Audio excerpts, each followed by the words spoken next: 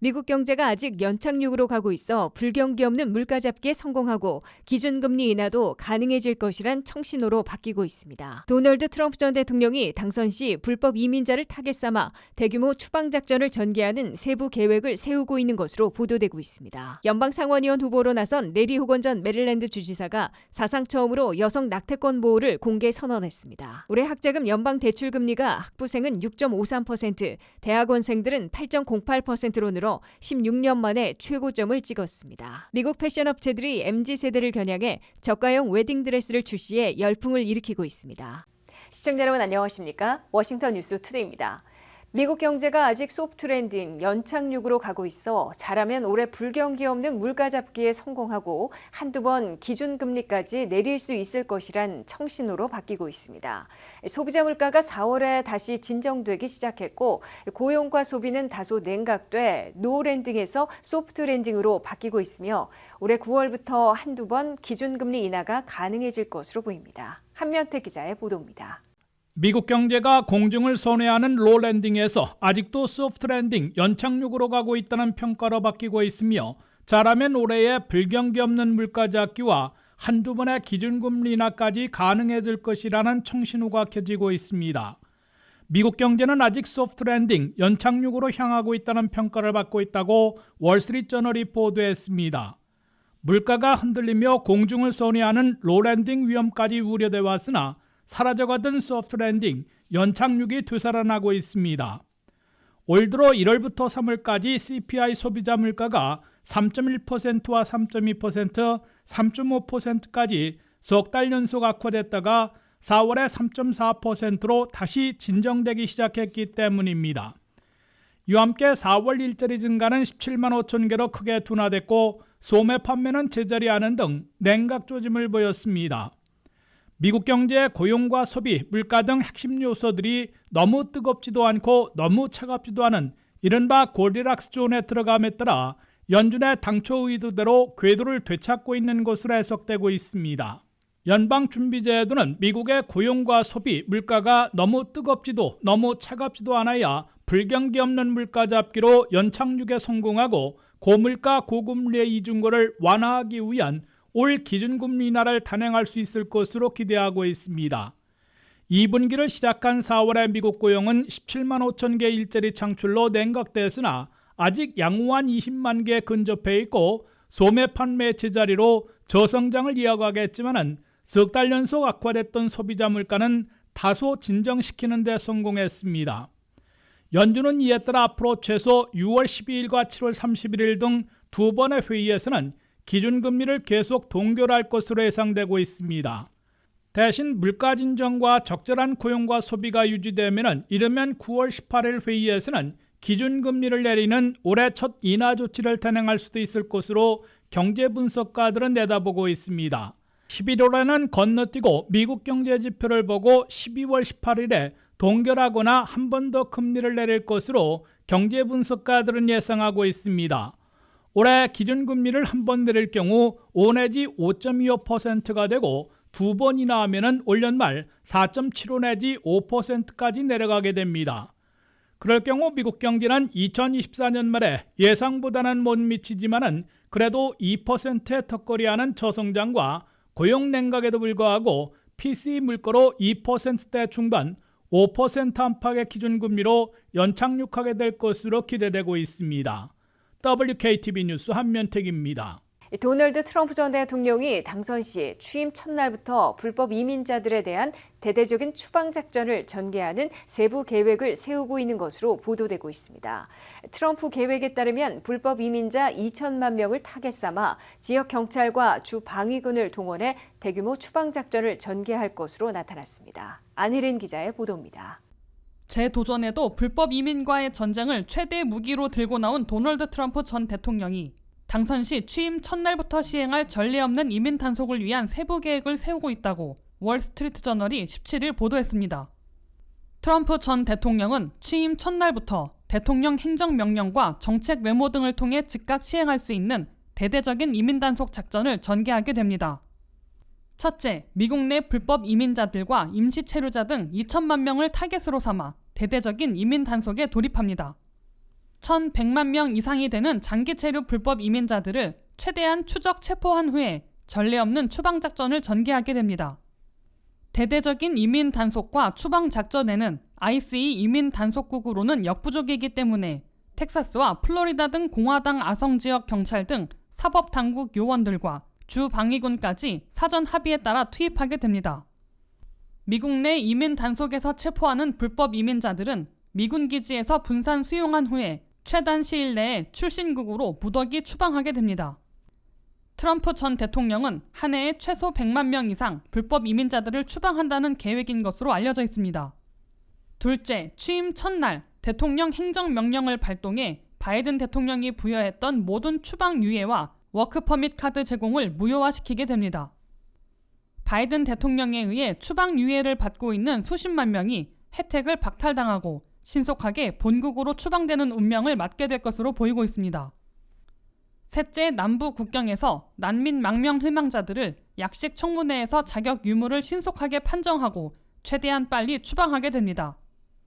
이를 위해 트럼프 측은 중남미의 엘살바도르, 과테말라, 온두라스 등과 사전 협약을 맺고 신속 추방하는 난민 망명 희망자들을 미국 대신 수용하게 만든다는 계획입니다.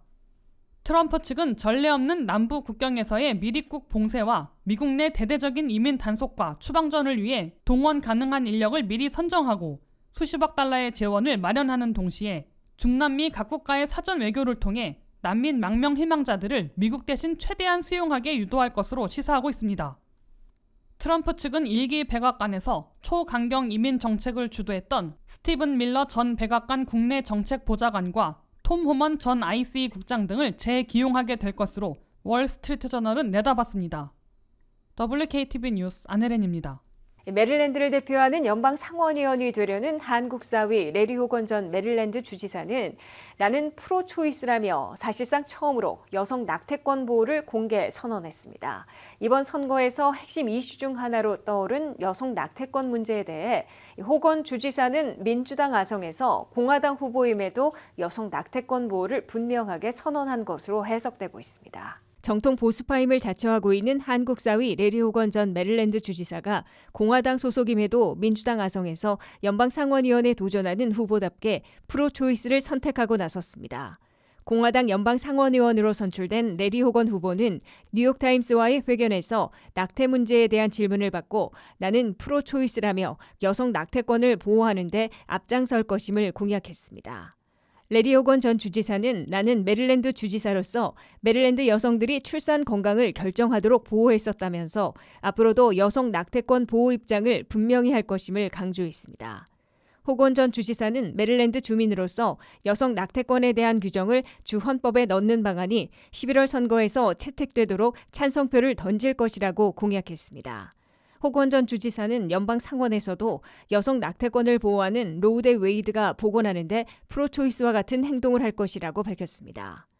레리 호건 후보는 8년간의 메릴랜드 주지사를 역임하며 낙태 문제에 대해선 명확한 입장을 표명하지 않았으나 민주당 아성인 메릴랜드에서 공화당의 연방 상원의원 후보로 선출되자 뚜렷한 프로초이스, 즉 여성 낙태권 보호 입장을 분명히 한 것으로 해석되고 있습니다. 이에 대해 메릴랜드 민주당은 호건 전 주지사는 지금까지 낙태권 보호가 아니라 사실상 낙태 제한론자였다면서 양의 탈을 쓴 늑대라고 맹비난했습니다. 레리 호건 후보의 맞상대로 선출된 민주당의 안젤라 올스브룩스 프린스 조지스 카운티 군수는 호건 후보의 여성 낙태권 보호 주장은 표를 얻기 위한 변신에 불과하다고 공세를 취했습니다. 민주당의 벤 카딘 상원의원의 은퇴로 공석이 되는 메릴랜드를 대표하는 연방 상원의원 선거는 공화당의 레리 호건 후보와 민주당의 안젤라 올스브룩스 후보가 숙명의 한판 대결로 전개되고 있습니다. 14일 실시된 메릴랜드 예비선거에서 공화당의 레리 호건 전 주지사는 63%의 압도적인 득표로 본선에 진출했습니다. 민주당의 안젤라 올스브룩스 후보는 자신의 돈으로 6,100만 달러나 쏟아부은 데이비드 트론 연방 하원의원을 53대 43%로 꺾고 파란의 역전극을 펼치며 11월 5일 본선에 진출했습니다. 레리 호건 공화당 후보가 당선되면 메릴랜드 최초의 한국 사위 주지사에 이어 연방 상원의원으로 탄생하게 됩니다. 호건 후보가 당선되면 메릴랜드에선 40년 만에 처음으로 공화당 연방 상원의원이 나오는 역사를 쓰면서 워싱턴 연방 상원의 다수당 교체에 결정적인 역할을 하게 될 것으로 예고되고 있습니다. 민주당 올스브룩스 후보가 당선되면 메릴랜드 사상 최초의 흑인 여성 연방 상원의원이 탄생하는 새 역사를 쓰게 됩니다. 연방학자금 대출 이자율이 16년 만에 최고 수준으로 인상될 예정입니다. 학부생들은 올해 5.5%에서 6.53%로 오르고 대학원생들은 7.05%에서 8.08%로 인상됩니다. 류령아 기자가 보도합니다. 학자금 대출 금리가 16년 만에 정점을 찍었습니다. 미 교육부 발표에 따르면 2024-25학년도에는 학부생을 위한 연방 대출 이자가 6.53%로 늘어날 예정입니다. 대학원생의 경우 현행 7.05%에서 8.08%로 높아지며 대학원생과 학부모 모두 이용할 수 있는 플러스 대출 금리는 현재 8.05%에서 9.08%로 인상됩니다. 만약 28,000달러의 10년 학자금 대출을 받으면 약 10,000달러의 이자를 지불해야 됩니다. 이는 이전 대출에 비해 약 35% 높은 비용에 해당한다고 경제 전문가가 전했습니다. 발표된 금리는 지난해보다 1%포인트 이상 늘어난 수치입니다. 4년 전 고정금리는 학부생의 경우 2.75%, 대학원생과 전문직 학생은 4.3%였기에 2024-25학년도에는 3% 내지 4% 높아진 금리를 부담해야 됩니다. 이는 연준이 인플레이션에 맞서 공격적으로 금리 인상을 단행해 학자금 대출 금리까지 함께 오른 결과입니다. 특히 학자금 대출 금리는 1년에 한 번 정해지기 때문에 2024년 7월 이후에 1년간 발행될 모든 연방 교육 대출에는 학부생 6.53%, 대학원생 8.08%의 금리가 적용될 예정입니다. 대부분의 연방 학자금 대출 금리는 고정되어 있어 2024년 이전에 받은 대출에 대해서는 금리가 변경되지 않으며 개인 대출에는 영향을 미치지 않습니다. 이러한 금리 인상은 바이든 행정부가 최근 발표한 학자금 대출 탕감에 대해 또 한 번의 형평성 논란을 일으킬 수 있다고 전문가는 지적했습니다.